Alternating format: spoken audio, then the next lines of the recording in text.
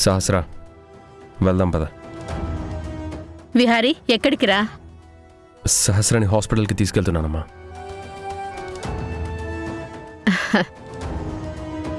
సరే, త్వరగా వెళ్ళి త్వరగా వచ్చేయండి.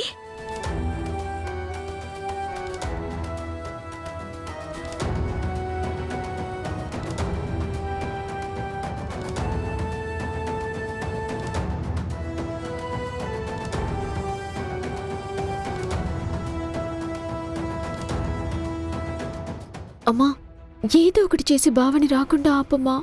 ఏం చెప్పాలి? నాకు కూడా ఏం అర్థం కావట్లేదు. రండి.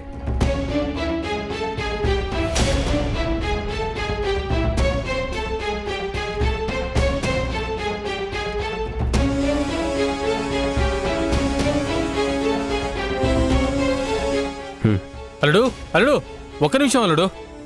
అల్లుడు, ఎక్కడికి వెళ్తున్నావు అల్లుడు? సహస్రాని హాస్పిటల్కి తీసుకెళ్తున్నాను మావయ్య. అల్లుడు, ఇప్పుడు నువ్వు హాస్పిటల్కి కాదు, అర్జెంటుగా ఆఫీస్కి రావాలి.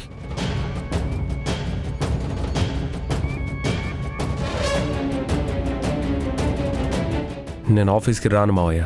బోర్డ్ ఆఫ్ డైరెక్టర్స్ అందరూ మీటింగ్ పెట్టారు, నువ్వు ఖచ్చితంగా రావాలి. వాళ్ళు ఇప్పుడే నాకు మెసేజ్ పెట్టారు.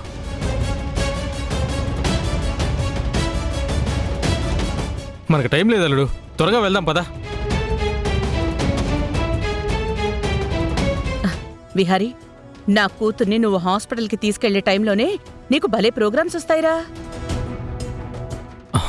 వదిన గారు, నిజంగా బోర్డ్ ఆఫ్ డైరెక్టర్స్ మీటింగ్ ఉంది. కావాల్సి వస్తే మీరు ఆఫీస్కి ఫోన్ చేసి ఎంక్వైరీ చేయండి. సర్లేండి. నా కూతుర్ని తన మొగుడు హాస్పిటల్కి తీసుకెళ్లే అదృష్టం కూడా లేదు. ఏం చేస్తాం, అంతా దాని తలరాత. అదే బయట వాళ్ల కోసమైతే ఈ పాటికి ఆఫీస్ పనున్నా ఏ పెద్ద పనున్నా అన్నీ వదిలేసి వాళ్ల కోసం వెళ్ళిపోతాడు కదా. ఊళ్ళో వాళ్లకంటే సొంత మనుషుల కంటే పరాయి వాళ్లే ఎక్కువ.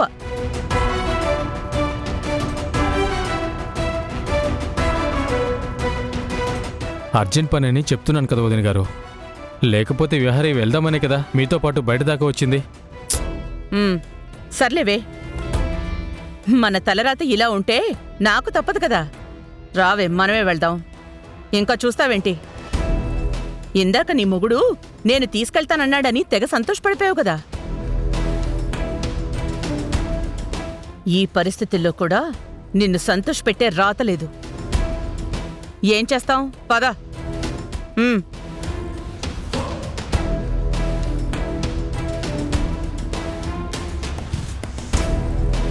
అల్లుడు, మనం వెళ్దాం పదా.